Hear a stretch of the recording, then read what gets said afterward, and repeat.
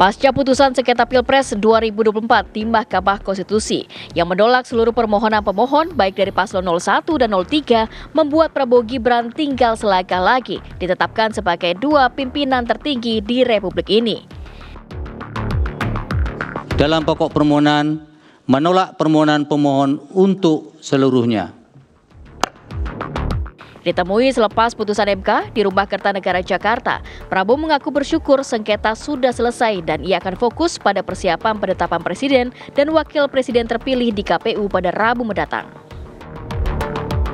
Kita bersyukur proses di Mahkamah Konstitusi sudah selesai dan kita sekarang tentunya lakukan persiapan untuk menghadapi masa depan. Saya kira itu dari saya. Ya, kalau nggak salah hari Rabu kita akan ke KPU. Di tempat terpisah, Wakil Presiden terpilih Gibran Rakabuming Raka mengaku menunggu arahan dari Prabowo Subianto untuk menanggapi hasil putusan Mahkamah Konstitusi. Gibran meminta seluruh masyarakat termasuk pendukungnya untuk tetap menghargai keputusan MK sebagai hasil akhir. Kami menunggu arahan dari Pak Prabowo untuk selanjutnya ya. Kita untuk beberapa hari ke depan sekali lagi kami tetap fokus untuk menyelesaikan tugas-tugas di Balai Kota. Setelah Mahkamah Konstitusi meneguhkan kemenangan pasangan Prabowo Gibran, bagaimanakah konstelasi politik dalam negeri? Tim TV One mengabarkan.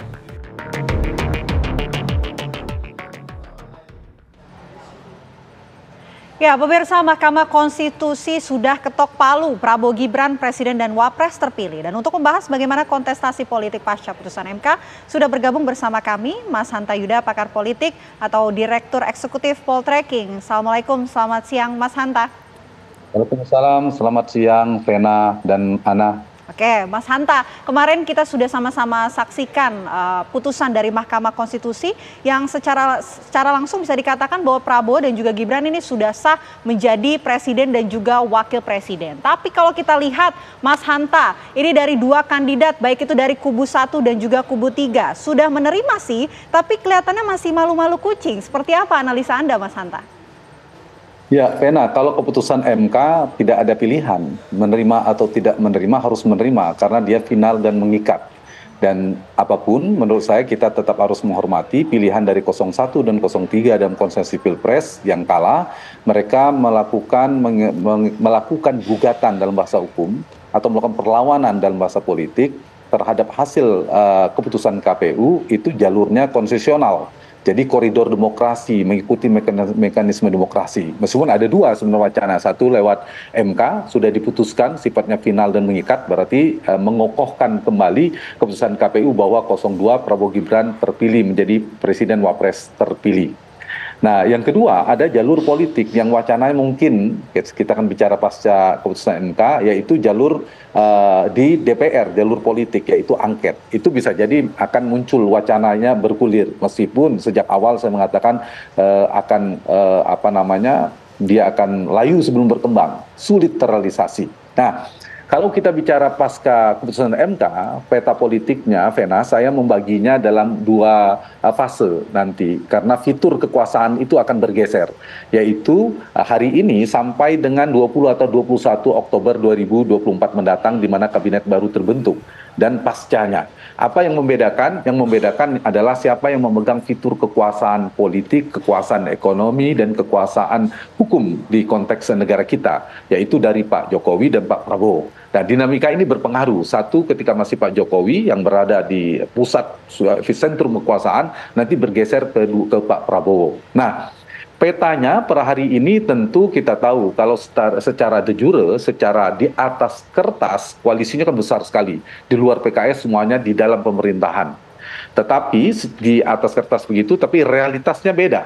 Karena sekarang sudah berpisah di Pilpres, jadi ada 3 poros kekuatan. Dan hari ini kita tidak terlalu relevan lagi mengatakan 01, 02, 03. Mungkin yang sekarang berpotensi di dalam pemerintahan Prabowo dan di luar. Yang di dalam kita tahu ada 4, kemudian ada 4 yang masih dinamika di luar pemerintahan. Nah, dinamikanya satu, saya menggarisbawahi kemungkinan ada tarik-menarik antar isu yang bergulir, bisa jadi hak angket atau tidak, antara bergabung atau tetap berada di luar pemerintahan.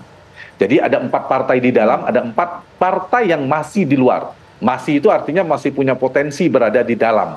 Nah, karena itu setiap partai yang masih di luar, yaitu PD Perjuangan, PKS, kemudian PKB, dan juga Nasdem, terutama partai yang punya keinginan masuk dalam pemerintahan, dia akan melakukan semacam 2 tarikan politik dalam satu nafas. 2 tarikan itu apa? Tarikannya seperti ada keinginan ingin berada di luar pemerintahan, mengusung hak angket dan sebagainya. Tetapi di saat yang sama, politisi partai yang sama melakukan pendekatan politik untuk bergabung di pemerintahan cukup kuat. Jadi seperti ada 2 tarikan tapi satu napas partai itu. Nah, ini saya ingin menggarisbawahi kemungkinan adalah trik dan intrik politik partai yang kerap dilakukan adalah untuk dijadikan isu-isu wacana politik itu termasuk angket adalah sebagai alat tawar politik untuk meninggikan posisi tawar yang sejatinya partai itu hendak masuk ke dalam pemerintahan tetapi ingin mendapatkan posisi tawar politik yang tinggi. Itu dinamika politik yang menghiasi. Jangan kita tidak perlu mengheran ngelihat ada 2 partai kok politisi A-nya beda bicara dengan B. Itu bagian dari strategi atau memang ada faksionalisme. Tapi kalau ada figur sentral di dalam partai itu bukan faksionalisme, tapi trik dan intrik politik yang sedang dijalankan oleh partai politik tersebut. Itu satu hal. Yang kedua, catatan saya, dinamika politik atau konstelasi politik pasca konstelasi keputusan MK ini, Vena dan Ana, kemungkinan akan ada 2 pola komunikasi, negosiasi, dan lobby politik yang berlangsung cukup semakin intensif.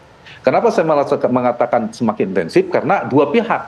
Satu sisi Pak Prabowo dan koalisinya punya kebutuhan untuk menyukseskan pemerintahannya, untuk mendapatkan stabilitas politik, pasti melakukan semacam bidikan politik, melakukan rayuan politik ke partai masih di luar, yang partai di dalam, yang di luar juga melakukan negosiasi politik. Misalnya per hari ini, nanti dicatat ya akan perkembangannya. Apa yang dilakukan pihak di Golkar, Demokrat, PAN, dan juga Pak Prabowo pasti semakin intensif safari politik. Pak Prabowo akan bicara tentang presiden terpilih, bicara tentang nomenklatur kabinet, bicara tentang kursi, berapa jatah kursi partai di 4 partai pendukung pemerintah itu, dan mengusulkan nama dan siapa yang akan diusung. Dan ini akan dinamis dinamikanya, termasuk nama-nama menteri. Begitu juga partai-partai yang di luar pemerintahan pasti semakin intensif nanti dinamika komunikasi, negosiasi, dan lobby-lobby politiknya. Pena. Oke, dinamika politik diperkirakan akan semakin dinamis. Tapi kalau kita lihat sendiri pribadi antara katakanlah PDIP, Prabowo dan juga Megawati ini nyaris tidak ada masalah dari luar ya. Tapi ada tembok penghalang tampaknya PDIP untuk memasuki di koalisi dari Gerindra dan lain-lain. Artinya Prabowo dan Gibran ini. Anda melihatnya seperti apa? Iya betul. Jadi kita melihat seperti Prabowo dan Megawati itu 2 figur sebenarnya sangat mudah untuk bertemu. Jauh lebih mudah ketimbang pertemuan Jokowi dan Megawati dalam konteks ini. Nah, jadi menurut saya memang ini kemungkinan ada tembok istilah tadi, ada kalau kita menggunakan 2 kubu, 2 faksi, 2 mazhab politik di PD Perjuangan, yang kalau kita lihat wajah Mbak Puan Maharani itu kan menginginkan bergabung ke pemerintahan, itu semakin cukup kuat gesturnya kalau kita tangkap. Tapi kalau statementnya Mas Hasto dan beberapa sekjen PD Perjuangan, beberapa politisi itu kan menginginkan sepertinya tidak ada ruang untuk kerjasama, bahkan apalagi untuk berkoalisi, bertemu pun sulit sepertinya.